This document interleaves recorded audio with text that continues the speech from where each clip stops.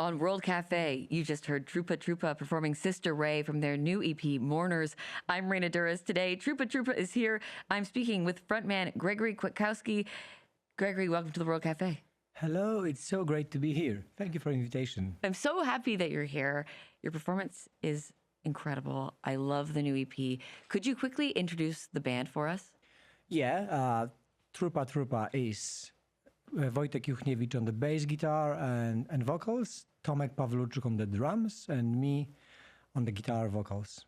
And that song that we just heard is called Sister Ray. Yeah. People listening in America might immediately think of Velvet Underground, who have a song also called Sister Ray. You're from Gdansk in Poland. I want to talk about how that shaped you and your music. What kind of music were you exposed to growing up in Gdansk? What were you into?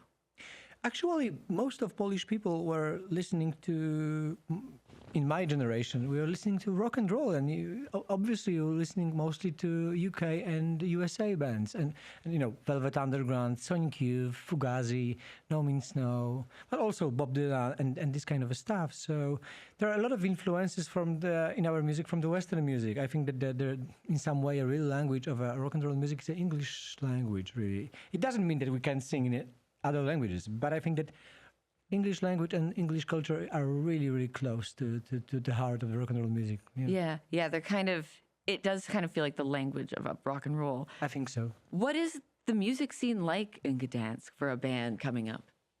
I think Gdansk is a really great city, I have to say. I mean, it's in the north of Poland, by the Baltic Sea. It's a beautiful city full of nature, great forests, lakes, and the history is very important here because in Gdańsk, the Second World War started, so very, very tragic event.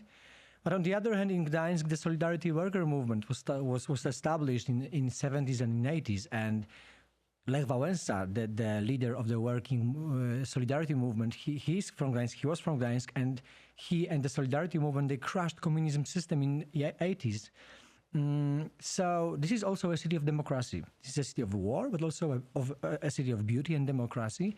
And I think that these democratic ideas are still visible in Gdańsk. And I think that people in Gdańsk are, I would say that they are more open-hearted than other parts of the Poland. Really? Of course, I don't want to say any bad things about other parts of Poland, but I think that we are really lucky to be in Gdańsk. That's what I want to say. Yeah. And the art scene in Gdańsk is very special. The bands and the music in Gdańsk is very special. I think that it's also because it's a port city. So, you know, like Hamburg, like San Francisco, like Los Angeles. So we had always connections with the world, even in the dark communism era. And the ideas were always visible in Gdańsk. We weren't so close, even in the darkest era. Right. I mean, we obviously are talking about the Second World War, and I know that the Holocaust has had a very direct impact on your family. I think your wife's parents, your wife's family are descendants of Holocaust survivors. And your grandfather was a prisoner? My grandfather was a prisoner, Polish prisoner of a Stutthof concentration camp, German Nazi Stutthof concentration camp located 30 kilometers from Gdańsk. And it was a tragic history, but it had a big impact on me. I think the biggest, actually, because when I was a teenager, when I was a child, really, not a teenager. So when I was 9 years old, he had a very strange idea to... He invited me to the museum of the concentration camp, and we went there, and it was his first visit after the Second World War. So when we entered the camp gate, suddenly he started to cry, shout, scream, and suddenly he was in a state of trauma, and I didn't know what was going on, really. You know, I guess I was even really a bit ashamed because, you know, there were a lot of theories, and I was a child, so I didn't know what was going on. But after all, I think it was one of the most important things that happened to me, and it was like a great thing that he did it for me, because from that point in my life I started to ask myself questions: why people are building gas chambers, why people are killing each other, why people are building concentration camps. And then I was coordinator of Amnesty International in city of Gdańsk, so I was always very focused on human rights issues. But on the other hand, I was going to the musical school and I was playing on instruments, etc., etc. So in my life, the art issues are mixed with the human rights and social issues. And the history of my wife is a Polish-Jewish history. Her grandmother was hiding in the forest near Rzeszów during Second World War. So it's like a Polish-Jewish family, and the history had a really big impact on us and on my art. And I think that, most of Polish families has got this kind of stories. We were really devastated by Second World War and communism era. So, and now we've got very good democratic government. We are looking in the direction of European Union values. So I think that now in Poland, we've got really great times. I think that there was never better situation in the past in Poland, like right now. Yeah. I'll quickly reintroduce you. I'm talking to Gregory from Trupa Trupa today on World Cafe. Trupa Trupa has a new album called Mourners. We're going to hear you perform more live music in a minute, but there is a story that I do want you to kind of tell for us from 2019 when you went back to the Stutthof concentration camp and you visited again and you made a discovery outside of the fence of the camp. Yeah. Could you tell us what you found? Yeah, it was many years ago, but I'm very happy you asked me about it, because I hope that you will help, because Stutthof concentration camp was a leather reparation center for all the concentration camps in Europe. So all the shoes and leather items from all concentration camps, they were going to Stutthof. And in 1945, when this camp was liberated by Red Army, they count the number of the shoes. It was 500,000 pairs, so a million shoes. There are pictures. It's well documented. So there were mountains of shoes, and they belonged mostly to the Jewish victims from Auschwitz, who were killed in the gas chambers. And in 1967, the museum of this camp was established, and they took a small part of these shoes on an exhibition, and the rest of them they threw to the forest. So, they are rotting there for many, many years now. And me and my friend Rafał Wojczal, we found them many years ago, and we were shocked. In the way, you're going to the forest near the fence of the concentration camp, the museum of a concentration camp, and you're walking on the soft ground. It's like hundreds of thousands of shoes are on the ground and underground, and you just suddenly you see the women's shoes, children's shoes, and they are everywhere. And so I was campaigning for many years, to the media and to the Polish authorities, officials, to change it, to collect these shoes, and to preserve them, because there are artifacts of one of the biggest genocides in the history.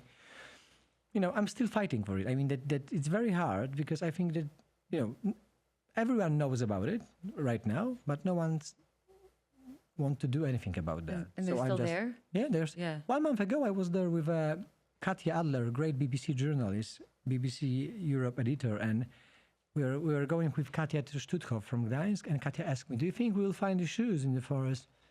And I said, "I hope we will not find any shoes. I hope we'll find a happy end finally."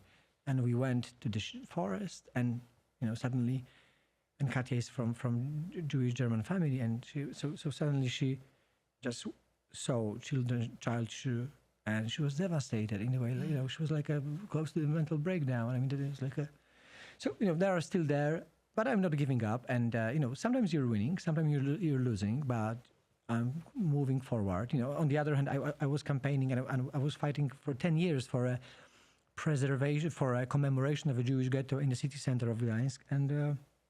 And after 10 years, they said, "Yeah, we will commemorate this ghetto." And now in the city center of Gdańsk, there is a memory plaque, and people knows that the Holocaust happened there. There was a Jewish ghetto, and I'm very happy because of that. Because I think by telling this story from the past, I think you are fighting with hatred. That's the point. For example, I'm curating the workshops at Oxford University focused on hatred, on fighting with hatred. So I think that because of the story with my grandfather, I think he gave me a great thing, and I'm trying to do something with that. I'm talking to Gregory from Trupa Trupa on World Cafe. We're going to hear you play another song live, and then we'll come back. This is Looking For. It's Trupa Trupa live on the World Cafe.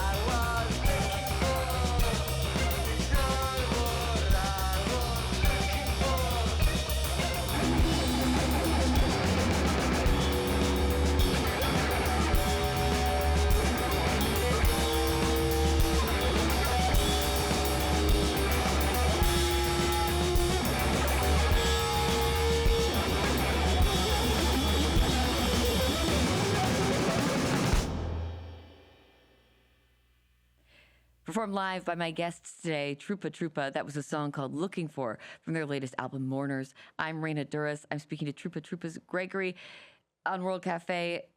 You're also a poet, and you have a very interesting way of physically writing your poetry on a phone. Could you tell us about that? Yeah, this is old phone. Yeah, it's old Nokia. Do you have it? Maybe it's somewhere there. I'm not sure, but yeah, I've got this phone on tour, but I don't know if it's in this bag. But this is old phone, old Nokia, without any connections to the network, and it's very bad. I mean, it's like it's old, it's bad. You can hardly push the button, and the one poem can be the length of one poem is the length of one SMS. And it works great because poetry is about being lapidar, but being minimalistic. And suddenly, I've got some ideas, and I have to pack them to the very short form. And I got this very bad phone, so I have to make it very, very short because it's very hard to do something on it. Yeah, so this is a strange idea, but it really helps me. The very accidental issues were always helping me in my life. There's a song on your album that you aren't performing today called No More. It features parts of your poetry, translated into English. I know that your way of writing poetry is very different from how the band writes songs together. How does that work together? I'm very happy you asked about it because I didn't want to put my poems into the lyrics of Trupa Trupa and into the Trupa Trupa world. And Nick Launay came to us and he said in the studio, this song needs something more. You just say something, just read something. And then he said, well, hey, actually you're a poet, right? And as far as I understand, you're a great one. So just read your poems. And I said, no, I will not do it. It's a bad idea. I'm sorry, Nick, I can do it. And he said, please try. So I read it. And I asked my friends, Wojtek and Tomek, hey, what do you think? And they said, yeah, this is great. So I said, okay. So and I've got no choice. So I was very happy. I mean, I'm very happy because of our American partners, about Nick Launay, but also about translator of my poetry, Peter Constantin. I'm very lucky to have great, very talented American friends. I'm going to play a clip of No More so people can hear some of your poetry. This is Trupa Trupa on World Cafe. Stand at Margaret Square, one of the towns of us, watching the faces of the townsfolk. We see no fear, no trace of sleepless nights. Someone has written on the nearby wall, innocent sunsets. We stand on the Market Square, one of the towns of us, watching the faces of the townsfolk. We see no fear, no trace of sleepless nights. Someone has written on the nearby wall, innocent sunsets. Just heard a bit of Trupa Trupa's No More. I'm talking to Gregory Kwiatkowski of Trupa Trupa today on the show. They have a new album called Mourners. In most of the songs, other than No More, the lyrics are actually quite sparse. There's not always a ton of words. And you repeat the same lines and the same riffs over and over, the same rhythms over and over sometimes. How does that repetition help build the meaning in a song? Actually, in Trupa Trupa, there are two authors of lyrics, me and Wojtek. Mm-hmm. So there are two singers, two authors of lyrics, and I think that me and Wojtek, we are always making some kind of inner competition in the way that when I'm singing something, let's say naive, he's just taking a hammer and destroy this naiveness. I mean, it's something like that. There's like an inner dynamic between me and him, and he's more into storytelling. Very poetic, surreal storytelling, full of strange words, and I'm very into repetition and this kind of thing. I don't know why. I just love repetitions. I love I love to do the way in a very similar way. But anyway, of course, you're in your life. You can't do the same things because you are a different person, one year after another. But I, for example, I've got the same outfit for 20 years right now. I've got 50 same shirts, and I'm buying. So if I saw you tomorrow, you'd be wearing the same thing? Yeah, totally. Yeah, and I guess till forever. Let's say. Yeah. So I love repetition. I love these repetitive ideas, but as I told you earlier, Trupa Trupa is not only about me, but it's about Wojtek, Tomek, and I think it's a great thing because we've got really different ideas. I mean, that on music, on life, it's really great because we have to. There are a lot of compromises. It's not only about me; it's about free people and free visions. Tell us about the song "Backwards Water" before we hear you play it. Maybe I will sound naive, but it's like for me, it's like a. I love all the songs. I mean, I love their energy. I love the. I think that in the past, our songs on albums didn't have this dynamic that is visible on our performance on our concerts. And Nick Launay, he did something we really wanted from him, and from every producer to we wanted to have a songs full of energy and very, very powerful, melodic, very fast, and I think that he did that. We are really very, very happy, and I think that this song is also good in the way that usually in Trupa Trupa songs there are a lot of parts in one. It's like a 3 songs in one song. Yeah. And I think this is a perfect example of this kind of structure. You've got 3 songs in one song, and yeah, it's full of life, full of dynamic and beauty. I hope so. Let's hear it. This is Backwards Water, Trupa Trupa on World Cafe.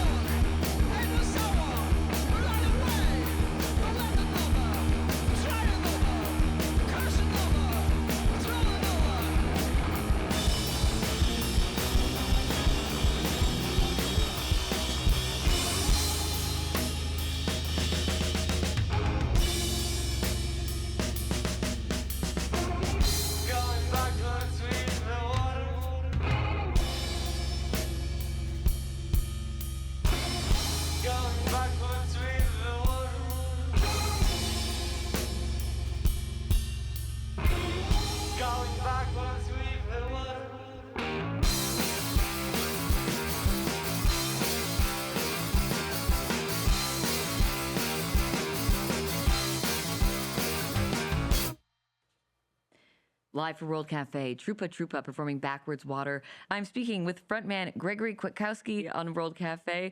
My name is Raina Douris. What has been the reception to your band back home in Poland versus what it's like here in America? This is a great question. I mean, it's better than in the past, but we are touching one more time the historical issues. I mean, that Poland was devastated by the communism regime and by the First World War, Second World War, many decades of communism regime. So we are a free country from 1989, and we just escaped from it, but we had 8 weeks of far right-wing government. Now it's okay, but it was also really hard. And what I wanted to say is that, for example, we know what is the threat of what the Soviet Russia or Russia, and I'm not talking about people. I love people, but I'm talking about politicians and politics, and that they can make really harm to the nations. And Poland suffered a lot because of the Russia and communism, and we are in psychological way very devastated. Not all of us, but a lot. And I think that we are not so open on this kind of odd, alternative, crazy proposition as Trupa Trupa is making. You know, I mean, we are. So the feedback is definitely bigger and better in the Western world, but it's changing, and people who were born in the free Poland after 1989, I think they don't have a problem with the music. I think most of the fans are the youngest one, actually. You know, in North America, in Canada, where I'm from, or here in the States, you have these relatively young nations, especially compared to Europe. You have these countries that maybe have been more forward-looking than backwards-looking. You don't see as many of the obvious signs of history occurring that you might see when you go to Europe and you see a building that had been rebuilt because it was bombed to the ground, or bullet holes in the walls, or whatever it is. Yes. In your view, as an outsider, someone who's from Europe who comes here, how does that shape the culture, not having your history visible the same way? It's a great question, but you know, I think that the history is visible here in America. I mean, it's visible in a big way. I mean that, you know, your countries were built on genocide, right? So, and you know, it's so I can say that you have a lot of land, you know, a space, and everything is so big because you know no one's there no more, right? So you just. I know that it was a very complex thing, right? But so I can tell, because you know, when I'm looking at your landscape, I can tell that it was based on genocide, really. And I learned from the history one thing, that you shouldn't. That the reality is a very complex thing, and black and white divisions are usually wrong. And now we are living in the era of simplifying everything, you know, and the polarization is big. Everything should be black and white, easy and simple and very direct. But it's not like that. Reality is not like that. And I think that, you know, I'm very afraid of history. I'm very afraid of the world of history. And in some way, I'm really afraid of other human beings. You know, because in my opinion, you know, every one of us has got this murder potential. You know what I mean? We can do We've harm. seen it happen over and over. Yes, Yeah. and you know, many years ago we thought, okay, this era of the wars is finished. It ends. It ended, but it didn't. We can just see that now we are living in a more violent world. And you know, so for me, the history always worked in this. It worked in this wake up call. For me, looking at history was always like, wake up. You know, please try to be a good person. You know, good husband, good wife, good father. You know, just try to not judge everything and criticize everyone, but start from yourself. Look at the mirror. Try to find this evil potential inside of you, and then try to figure out the things outside of you. But you should always try with yourself. So I'm not. I love to talk about moral issues and ethical issues, but I don't want to moralize people. You know what I mean? Yeah, absolutely. And I think this is a question on a lot of people's minds lately. Is, you know, how do you fight that? Fight fascism? Fight that that sort of violent thing that people have inside of them? What is a way to do that? Because I think people do feel helpless, or they don't know what to do. Well, I really believe in the catalytic power of art. I really believe in art. I think that I don't know better cure on evil and these very, very violent issues as art, as an art. I think that, for example, you know, art is giving a beauty. When I'm listening to Mozart, to Bach, to Beethoven, it's, you know, every day for many hours I'm listening to classical music because it gives me hope. When the world of art is hitting me, it's like reconstructing me in a great West way. Because of art, art is giving me a mirror, critical mirror, and I can be a better person, you know. But I don't know anything better than art, really. Yeah. My guest is Gregory of Trupa Trupa today. We're going to hear you guys perform another song. It's your last song for today. It's also the last song on the album. It's the title track, Mourners. Oh, let the mourners go. Oh, let the mourners come. Those are the entire lyrics for the entire track.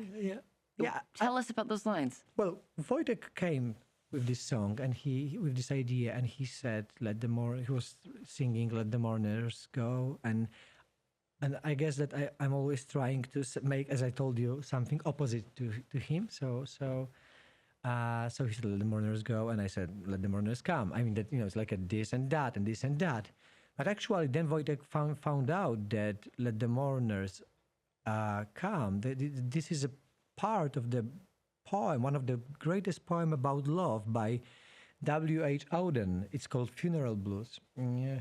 Anyway, Trupa Trupa is always very open on things. So it's about mourners, mourning, it's about poetry, it's about shouting, about screaming, about sadness, about happiness, about joy. We are really not only about one thing, and I think that that the biggest success of Trupa Trupa is really like a freedom of expression and the thing that these songs can mean everything for everyone. And they are not about one thing, because we are not one organism, not one simple organism. We are three people and with three different ideas. But I really love this song, and I really love like a bossa nova vibe of this song, funky vibe of this song. It's something new for us. We didn't have this kind of a note, never ever, and we were surprised with that. But we love to play these songs during the show. I think this is the best song of Trupa Trupa ever. I mean, that this is the best, the best of the best. I love it. Let's listen to it. This is Mourners performed live by Trupa Trupa on World Cafe.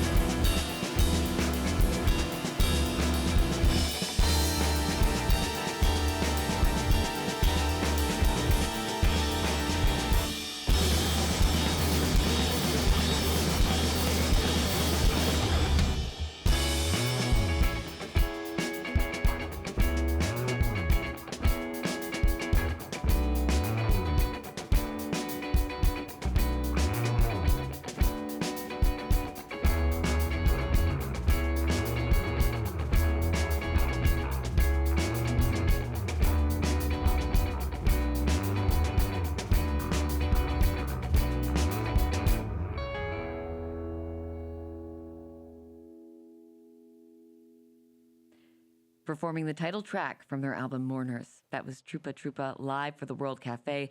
Thank you to the whole band. I've been talking to Gregory Kwiatkowski, and I really, really enjoyed this conversation. Thank you so much. Thank you. I'm Raina Douris, back in a moment with more World Cafe.